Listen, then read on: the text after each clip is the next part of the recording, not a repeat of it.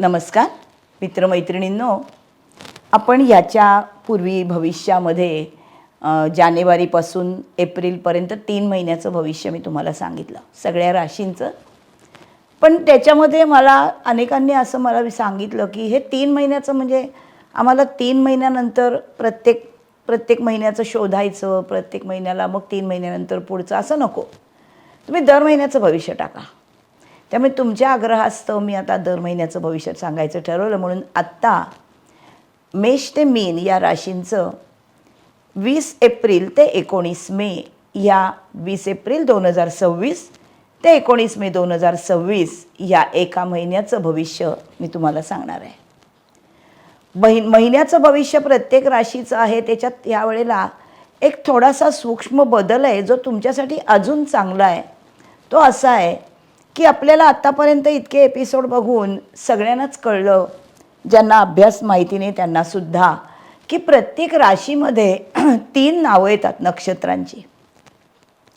म्हणजे ह्या 3ही नक्षत्रांमध्ये हा चंद्र असतो, म्हणजे तुमची रास असते. आणि प्रत्येक राशीचा स्वामी असतो तसा नक्षत्राचा पण स्वामी असतो. त्याच्यामुळे प्रत्येक राशीची माणसं ही 3 नक्षत्रांच्या वेगळ्या वेगळ्या स्वभावाची असतात. आणि प्रत्येक राशीला येणारे सगळे ग्रह जे गोचर करतात समोरून तुमच्या, ते वेगवेगळं फळ देत असतात. त्यामुळे ह्या एकाच राशीसाठी म्हणजे मेष राशीसाठी, वृषभ राशीसाठी, असं प्रत्येक राशीसाठी त्या राशीमध्ये असणारं प्रत्येक नक्षत्र ज्यांचं आहे त्यांनी बघायचं की आपल्या नक्षत्रासाठी हा महिना कसा आहे. इतकं स्पेसिफिक प्रत्येकासाठी मी सांगणार आहे. चांगलं आहे की नाही? चला आपण तयार राहूया. आपल्या कुंडलीमधली आपली रास आणि नक्षत्र घेऊन समोर बसा. सुरुवात करूया 20 एप्रिल 2026 ते 19 मे 2026चं प्रत्येक राशीचं सर्वांसाठी असणारं राशी भविष्य. आता आपण जाऊया वृषभ राशीकडे.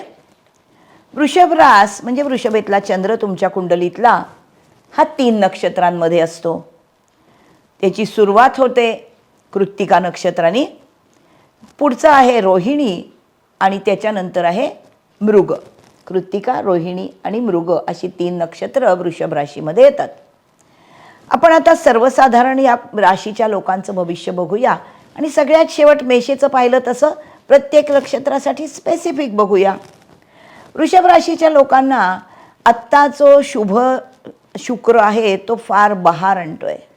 त्यांच्या राशीचा तो स्वामी आहे. दुसरा गुरु आहे, त्या गुरुची पण यांना साथ आहे. वृषभ रास वृषभ लग्नासाठी आपण बघतोय. राशीचा स्वामी शुभ, गुरुची साथ चांगली. राहूकडून उत्तम सुरुवात झालेली आहे, कारण हा राहू आहे कर्मस्थानामध्ये, अर्थत्रिकोणामध्ये गुरु आणि राहू आलेले आहेत आणि हे तुमच्या कामामध्ये तुमचा उत्साह द्विगुणित करतायत. गुरु व्यावसायिकांसाठी बघायला गेलं तर गुरु हा पैसा खूप देणार आहे, कारण तो आयच्या स्थानामध्ये आहे.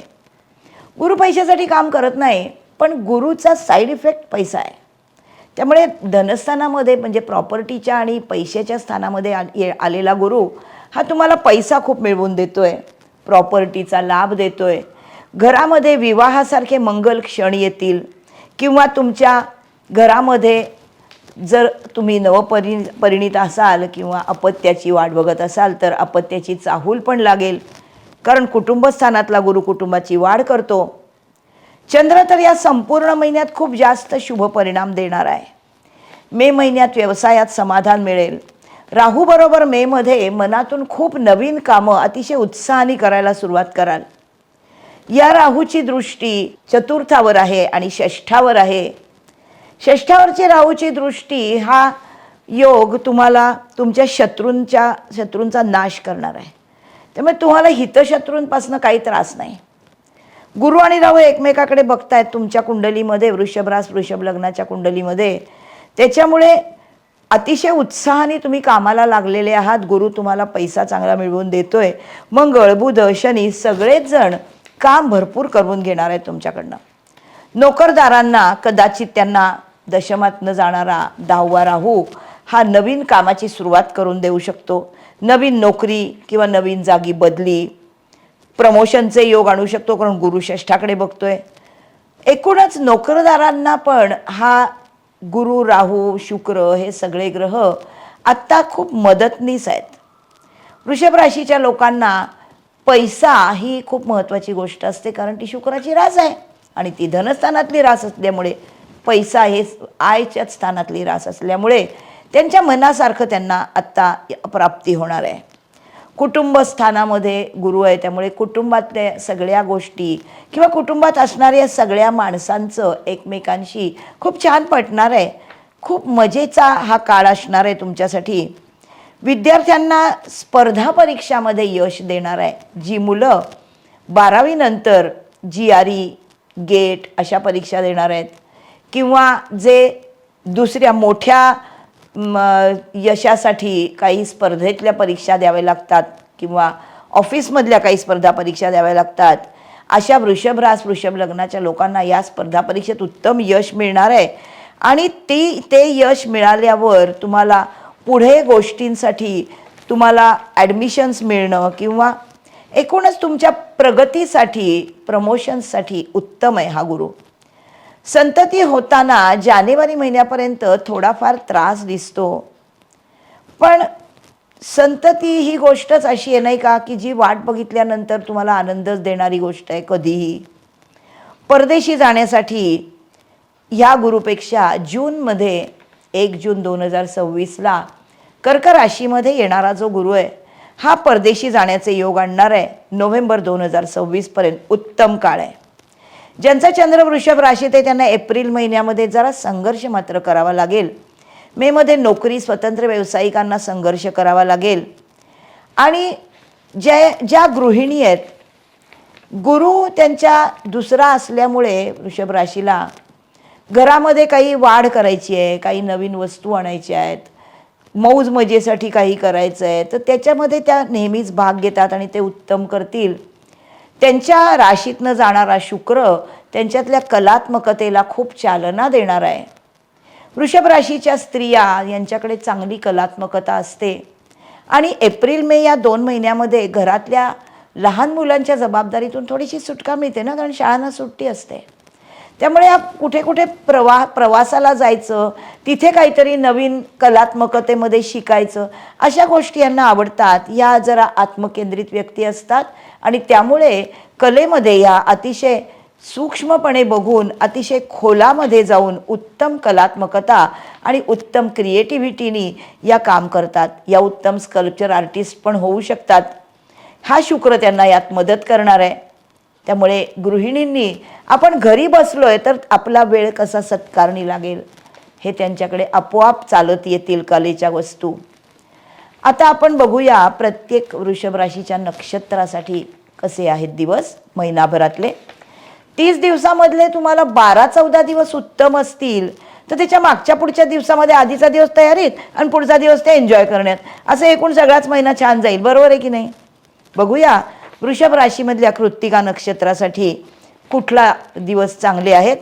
19, 20, 21, 24 एप्रिल, 2, 4, 11, 13 मे हे 8 दिवस एप्रिल आणि मे मधले तुमच्यासाठी उत्तम क्रिएटिव्हिटी आणणारे आहेत, कारण तुमची रास प्रचंड क्रिएटिव्ह आहे.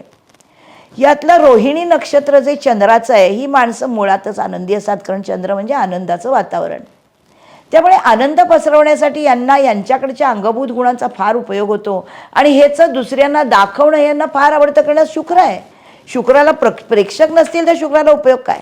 त्यामुळे लोकांसमोर येणारे लोक असतात. रोहिणी नक्षत्र 19, 20, 21 आणि 25 एप्रिल यांच्या कलात्मकतेला खूप उजाळा देणारे दिवस आहेत.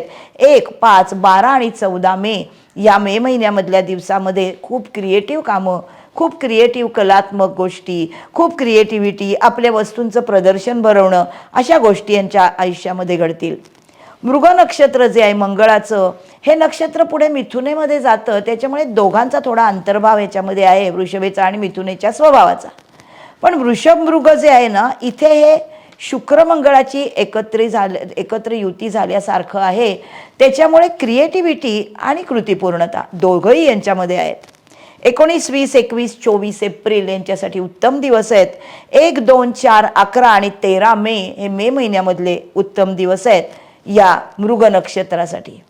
त्याच्यामुळे एकूणच या वृषभ राशीसाठी संपूर्ण महिनाभरच चांगला आहे एकूण, असं म्हणायला हरकत नाही, नाही का?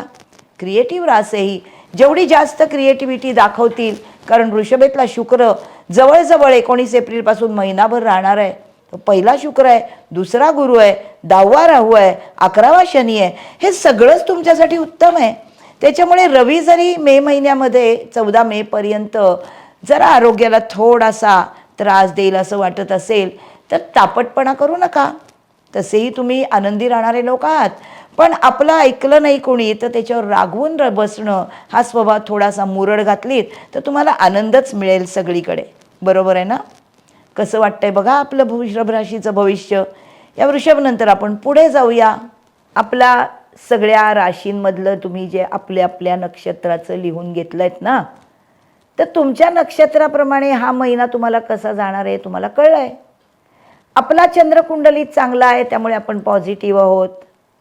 आपल्याला कष्टाचं फळ चांगलं मिळतं हे बघून आपल्याला आनंद होतो. सर्वसामान्य माणसांना त्यांच्या रास आणि लग्नासाठी असणारे या सगळ्या ग्रहांची साथ या महिनाभरामध्ये किती चांगली आहे, कुठे सावधगिरी बाळगायला हवी आहे, कुठे तुमची परीक्षा होणार आहे, कुठे तुम्ही परीक्षा दिल्यावर त्याच्यात तुम्हाला यश आणि मानमरातब मिळणार आहे, सगळं तुम्हाला समजलं आहे. त्यामुळे तुम्हाला माझ्या चॅनलवरचं भविष्य सांगणं आवडतं आहे. मला सांगा तुम्हाला कसा अनुभव आला, काय मी सांगितलं त्यातलं अनुभवाला येतं आहे. माझा चॅनल सबस्क्राईब करा. अशाच अनेक पुढच्या नवीन नवीन एपिसोड्ससाठी तयार राहा. आता अजून एक चांगली गोष्ट म्हणजे या महिन्यापासून आपण दर महिन्याचं भविष्य प्रत्येक रास लग्नासाठी सर्व नक्षत्रांमधून सांगणार आहोत. त्यामुळे पुढच्या भविष्यापर्यंत हे सगळं भविष्य तुमच्या मनामध्ये घर करणार हे मला नक्की वाटतंय. सबस्क्राईब करा माझा चॅनल. Bye bye.